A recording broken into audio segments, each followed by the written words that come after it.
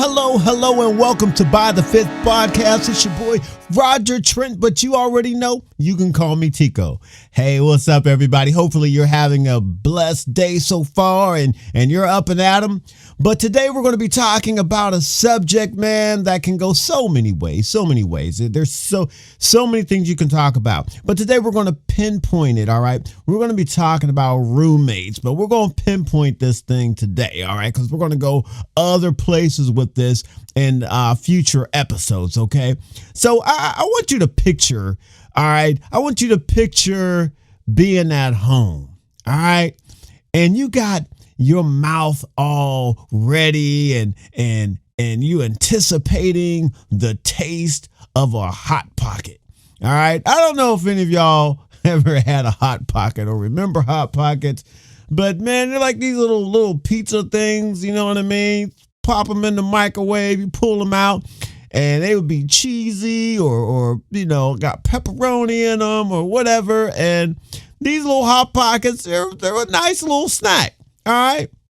Well, there was a guy, all right, in Kentucky, all right? These roommates. But one of the roommates, he was in this predicament. He got his mouth all ready for some Hot Pockets. You know, he's walking around the apartment, Hot Pockets. I'm going to have me a Hot Pocket. He walking through the house, ready to go, you know, walk down the stairs, skipping. Like, ooh, I can taste it now. Pepperoni, hot cheese. And he goes down there and he opens up the refrigerator and pulls out the box of Hot Pockets and realize there's no Hot Pockets in there. And then he's like, what the heck happened to I bought some Hot Pockets. Where the heck are my Hot Pockets?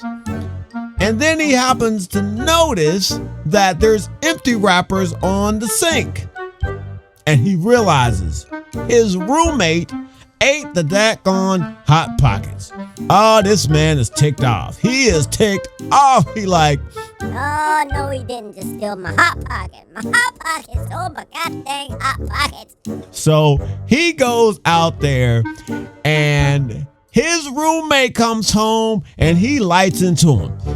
You ate my Hot Pocket. He's like, well, I was hungry. I just got back from the club. I had smoked too much weed. You know, he got all the excuses in the world why he ate the Hot Pocket. I didn't have enough money to go to Denny's. All right, he ate the man's Hot Pocket and the roommate was ticked off. Well, they got into this heated argument. After he got finished arguing, the guy turned around and leaving the house. Like, man, forget you, man. I ain't putting up with this. I'm out here. And the guy says, not without your own Hot Pocket. And he shot the man in the butt. He shot him in the butt with a gun in his back pocket. He gave him an actual Hot Pocket. This man had burning flesh. I don't know if it smelled like pepperoni and cheese or not. I don't know. But I tell you what, that's probably the last Hot Pocket he'll ever eat. He ain't need no more Hot Pockets after that. That man ran out. That man had to go to the hospital with a bullet in his can because he couldn't keep his hands out of the Hot Pocket. All right, now listen, I'm not one to judge a person. You know what I'm saying? But eating another man's Hot Pocket isn't right. It's not right. You don't eat another man's food without asking. All right, you just don't do that. It's against the code. All right, listen, I had a roommate, years and years ago, and all right, so let me just tell you this quick story. So we are at home one day, all right? Now, my roommate, he had his girlfriend living there. They had one room. I had the other room, all right? So we had this little pad, you know what I'm saying? And, it was nice, got a little furniture in there. But they was balling, okay? And for y'all that don't know what I mean when I say balling, they was making money, all right? We don't know where this money was coming from, but they were making money. So one day, I decided to order a pizza. All right, so, my roommates are in the back room. I can hear the shower going. I'm sitting there, I got my music blasting, and I order a pizza. So when the pizza come, the guy's out there banging on the door because I didn't hear him at first, all right? I got my music going. This is the 90s, all right? So at this point, I'm probably blasting a little bit of Lauryn Hill, a little bit of Outkast. You know what I'm saying? I got that music going back there, all right? And while I'm back there jamming to my music, I hear the banging. So I go out and I'm like, who the heck? And I'm like, oh yeah, my pizza. So I open up the door and I get my money, tip the guy, shut the door. And then I hear another knock on the door. All right. But it's coming from behind me. So I'm like, what the heck is that? So I turn around and I realize it's coming from the patio door. At this point, I'm a little nervous about answering this knock on the door. It's nighttime. And this is coming from the back door. I'm like, to use a very old term, am I about to get bum rushed?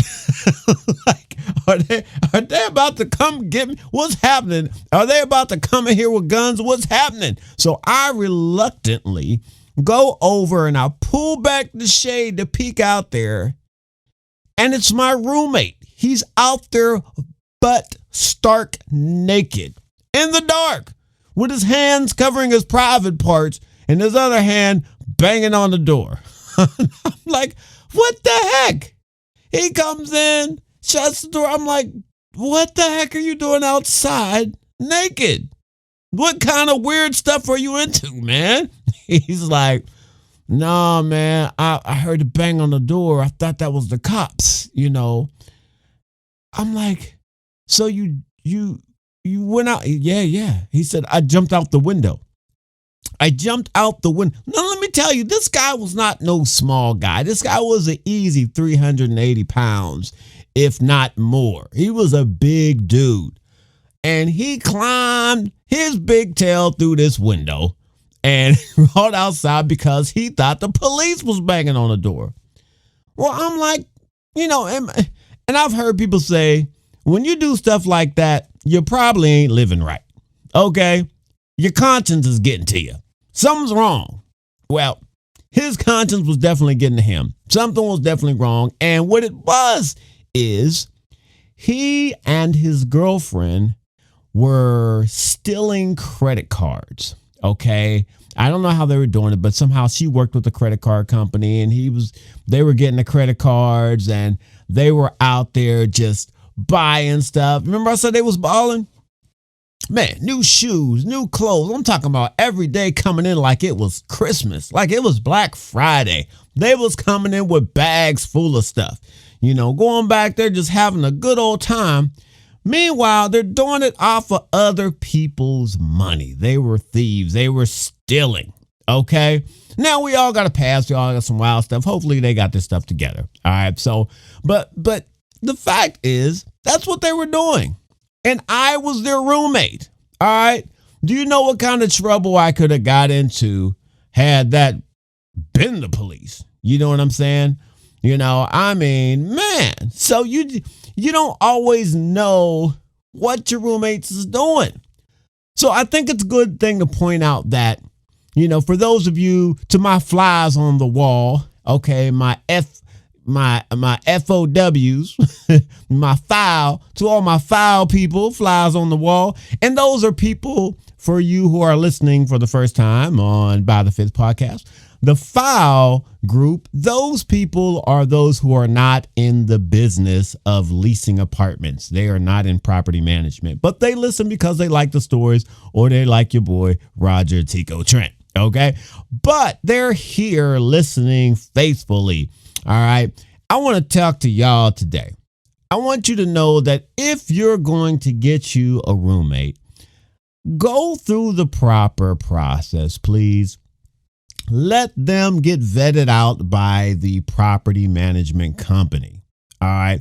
I remember being in property management and people would have roommates they didn't tell the managers about, and they let these people in. And then soon there was a big blow up or issue. Then it's like, I need them out of my apartment. You need who out of your apartment? Casper? Because I don't know nothing about this person living in your apartment, But if you go through that vetting process, they can get background checks and credit checks and things like that. Okay. And that way, at least you have some kind of idea of who you're living with. Okay. And you want that. I was looking on Facebook and I seen, where this girl had posted her picture and she tells, I love animals and I love shopping late nights and I like coffee. And I'm like, oh, she's trying to get a date. And it's like, I'm moving to Nashville and I need a roommate. I'm like, okay, that's kind of scary. You know what I mean? And I guess you got to do what you got to do. But if you're going to do that, then you gotta vet that out. You gotta look at it like a date or even more so than a date because they living in your house. And there's no telling what's going to go down in that house. So you gotta be aware, people, of who you are moving in with you. All right. We've gotten so friendly because of social media and, hey, they look like they have a great time. You know what I mean? It looks like they're having a wonderful life because you're watching their highlights on Facebook or on their IG page. Like, oh, they dance good on TikTok. I'm going to make them a roommate. It's like, what? No, you don't know who that person is. So you got to be careful with that, who you're bringing in to your home. All right. I mean, there's lots of, I can't tell you how many times there were roommate disagreements. Okay. And one of the things that's going to come down to is the finances, right? Who's going to be paying for what? All right.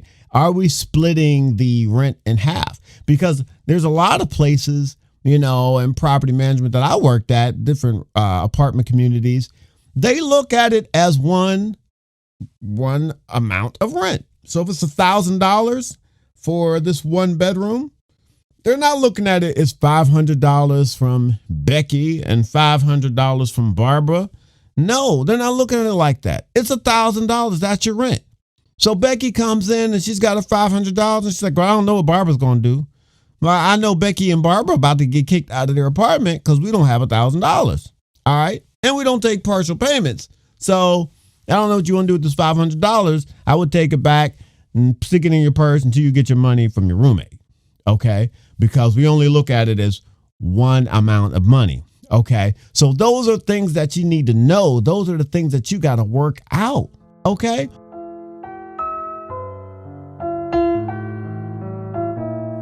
This podcast is being brought to you by Apartment Community Functions. If you need an event, let us know. We can handle it. After all, we evented it. Check us out on apartmentcommunityfunctions.com. So what's happening with the financial thing? The other thing is, boundaries. What boundaries are you setting up in your apartment? There's got to be some kind of boundaries, man. I remember my roommate was opening my mail. I'm talking about, you want to tick me off, walk in and open my mail. All right. I don't want nobody opening my mail. Nobody, let alone a thief. Okay. You have proven to be a thief. You're stealing credit cards and you want to open my mail. What are you doing with my social? Okay. Listen, thankfully, there was no issues in regards that I know about in regards to my, personal information being used for financial gain during that period. But I remember coming in there and like, dude, don't open up my mail. What is you doing? And I will tell you, ultimately, we ended up fighting. We had a huge fight. And I probably shouldn't say it was a fight. This man, like I said, was 360, 380. At the time I was like 120. That wasn't a fight. I got my tail whipped. I hate to even say it, but I'm a proud man, but I got my tail whipped. I got it handed to me. I was lucky to get out of there alive. The man was trying to grab me. He was scratching me and like trying to grab my neck, and there was whelps all over my neck. I hit this guy several times in the face, and he just like shook it off. I was like, whack, whack, whack. I watched him stand back. Never stood back. He was like, oh, you want to fight? You want to fight? I'm like, no, not really. I just can't get out of my apartment because you're blocking the doorway. But I don't really want to fight, but I got to. Man, that was a tough day. But hey, sometimes you win, sometimes you lose. You know what I mean? You got to take the ones that you get. But yeah, we fought, man. But a lot of that was because of boundaries not being, properly discussed. Hey, Meg, we ain't going past this line. You know what I'm saying? A lot of it was just dumb young stuff. But these are the things that happen when you're in roommate situations. Okay. These things have got to be vetted out. And, and I'll talk to my people in property management. That's why it's so important to not rush over a lease. It's so important to sit down and go over every detail of that lease. A lot of times in property management, it's like it's Saturday. It's only you in the in the office working, right? You got 3 people waiting to see an apartment. You got 2 people wanting to move in. You know what I mean? And so this day you're trying to go over a lease, you know what I mean? Move people in, show an apartment. You're frustrated. You're aggravated. So you just kind of skim over there. Hey, rent's due on the 1st. At least, but have it in by the 5th. Did you catch what I did there? Okay. You got that. You know what I mean? Make sure that this is there, check there, initials there, sign. All right, here's your keys. Thank you for moving into blah, blah, blah. Right.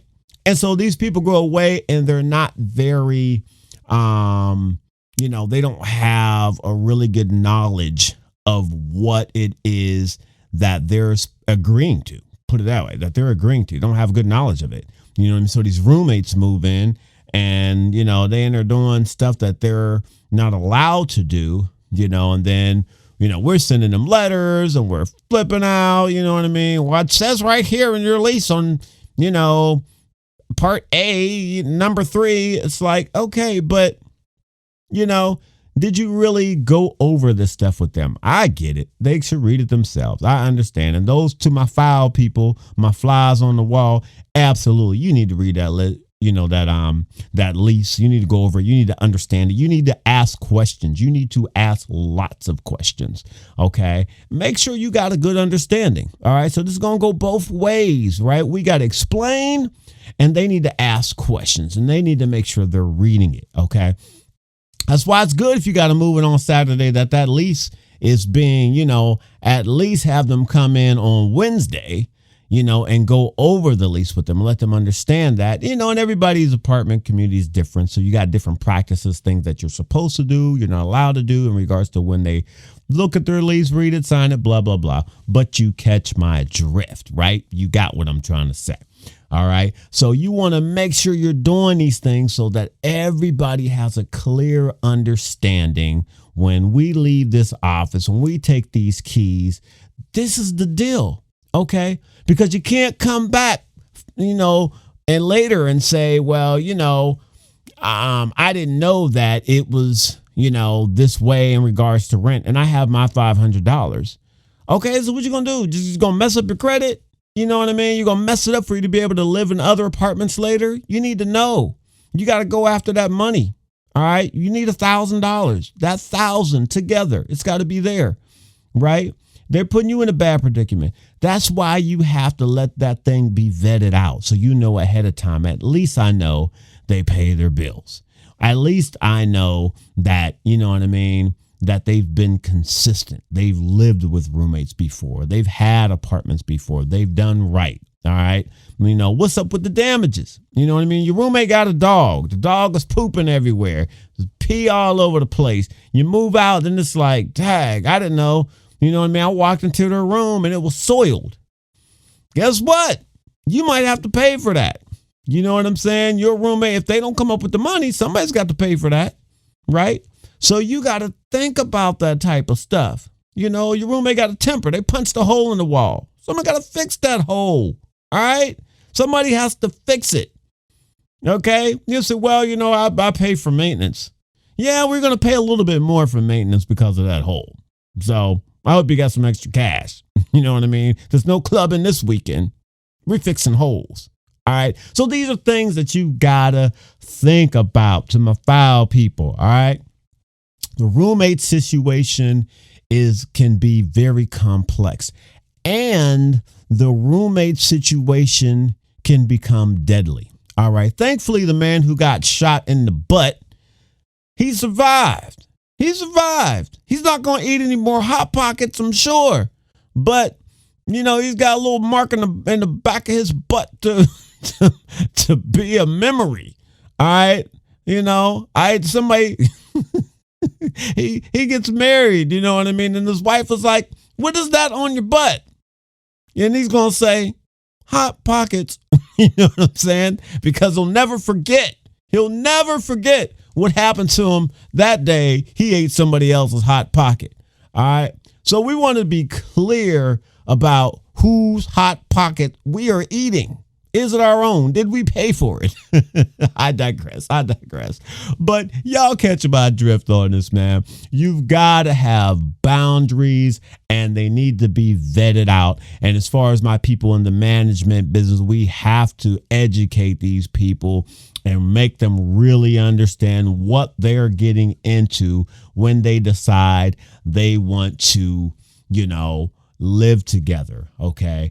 There are, there's several stories that, I'll talk about later in an upcoming episode about actual murders that happened by roommates. We're going to talk about that, you know what I mean? And I'm going to get somebody else on here and we're going to discuss that out, you know what I mean? Because your safety is another issue. There's some red flags we got to look out for. So we're going to talk about that on another issue. But today I just wanted to talk about some of the basic things. Boundaries, right? Boundaries. All right. When do you have somebody over? Is it okay that Barbara's boyfriend is coming over every night and he's sleeping on the couch? How do you feel about that? You know what I mean? It's like I got to walk out my bedroom and I got to be prepared on what I have on because her boyfriend's sleeping on the couch every night. Does he not have a home? All right. Does he not have an apartment? We split in the rent here, not 3 ways, but 2 ways. All right. So these things have to be that we got to talk about these type of things. Who's staying over? You know what I mean? When they're coming over, all of these things should be written down, and both of you agree or, choose to disagree on whatever these issues are so that, these things don't arise.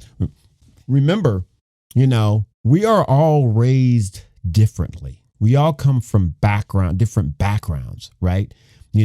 Some of us were raised, in a very, meager type of background. Some of us were raised where we always had money. You know what I mean? Our background's full of money. Some of us were raised to learn how to take care of our responsibilities and bills. Some of us never had to worry about it. Never, you know what I mean? We didn't have to worry about it. Mom and dad paid for everything. So you come from different backgrounds. How do you handle conflict?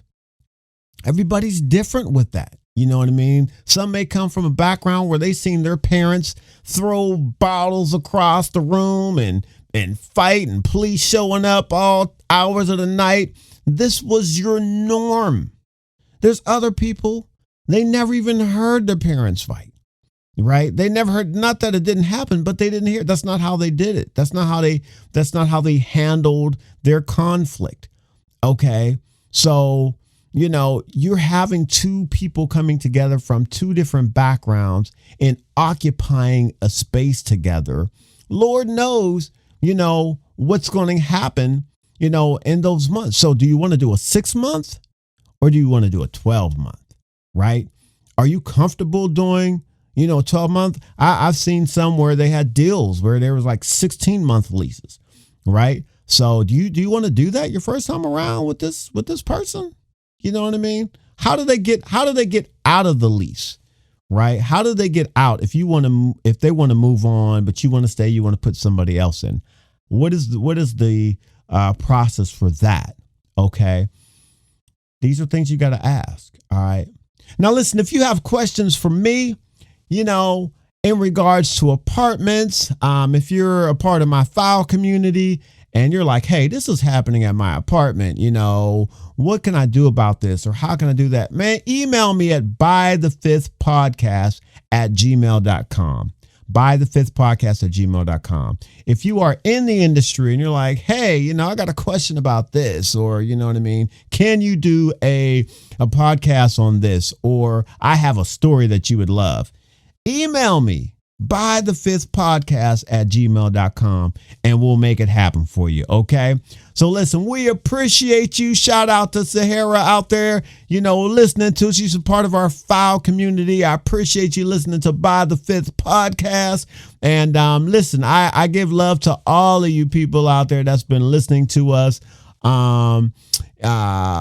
Big ups to Tanisha. Just want to say thank you for listening. She listens to the podcast, avid listener. We're also sending prayers out for you and your family at this time. But again, I just want to thank everybody for listening. Don't forget to share, like, and subscribe. By the Fifth Podcast. Check out them roommates. Make sure who you're talking to. I got 2 words for you. Hot Pockets. The name is Trent, Roger Trent, but you can call me Tico. What's up?